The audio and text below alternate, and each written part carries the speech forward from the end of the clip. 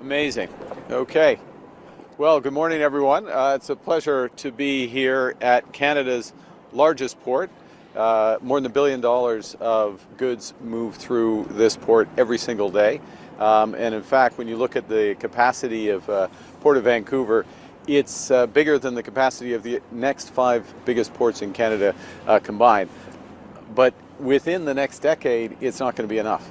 And it's certainly not going to be enough if we're going to grow this economy, become stronger, more independent, more diversified, trade more with Asia and other parts of the world, which is what our intentions to do. So we're looking through the Major Projects Office at expanding this port. But one of the things, if you expand the port, everything's connected. So expanding the port requires increasing the capacity and the efficiency of our rail system.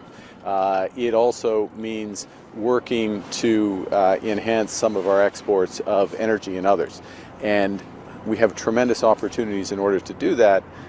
But in order to seize those opportunities, and let's just put it in perspective, the federal government is looking to invest about $10 billion, more than $10 billion, to help expand the port, grow our exports away from the United States by more than 50%, create over 17,000 jobs, 18,000 jobs in the construction of that, another 17,000 jobs full-time in the operation of that additional capacity, and that's not counting all the businesses and the knock-on effects. In fact, I was at a canola farm yesterday just north of Innisfail in Alberta, where they will get the benefit of this expanded capacity as we expand agricultural exports as well as products and others. Okay, so that's the opportunity, but everything is connected. And in order to seize the opportunity, we need to do several things at the same time, and that's our intention, and that's why we're working with the Musqueam Nation. We're working with Tsawwassen First Nation. We're working with the Squamish First Nation, the Tsleil-Waututh First Nation. This is unceded territory and traditional lands.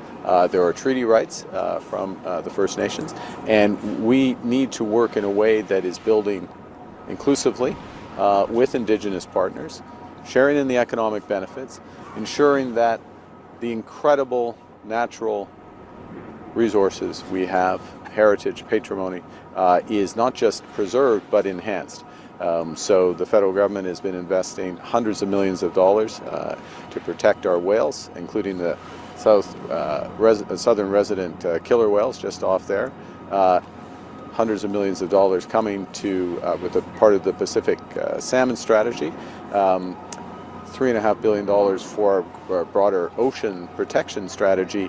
But as important is working directly with First Nations who are managing these habitats, respecting their traditional rights, and creating economic opportunity for them. So that means housing.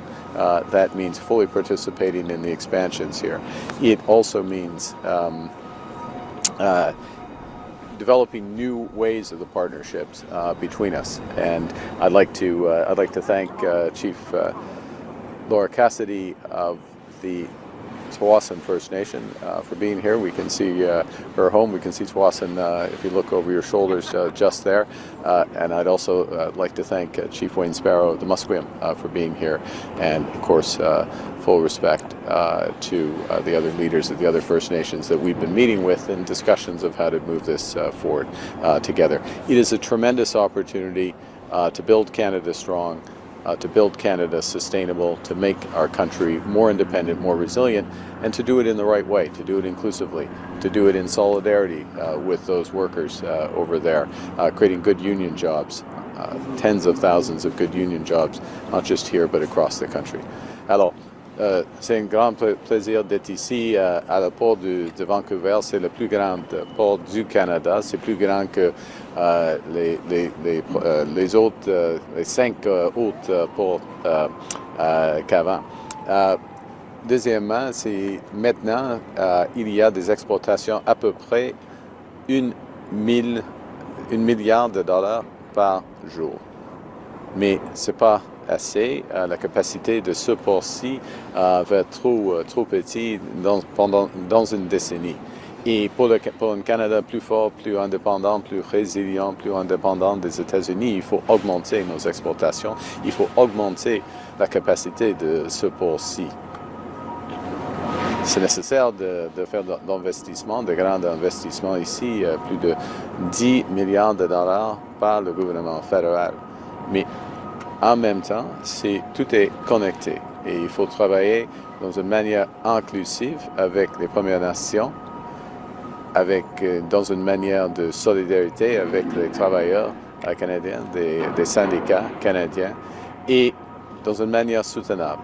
Et c'est la raison pour laquelle nous travaillons, nous avons des discussions très constructives avec les chefs des Premières Nations et c'est la raison que nous investissons des milliards de dollars afin de protéger les baleines, afin de protéger et augmenter, renforcer la population de saumon et dans une manière globale de protéger notre patrimoine marin à travers le Canada et surtout ici à la Colombie-Britannique.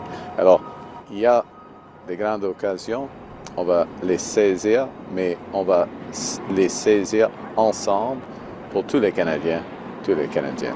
Merci beaucoup. Thank you very much.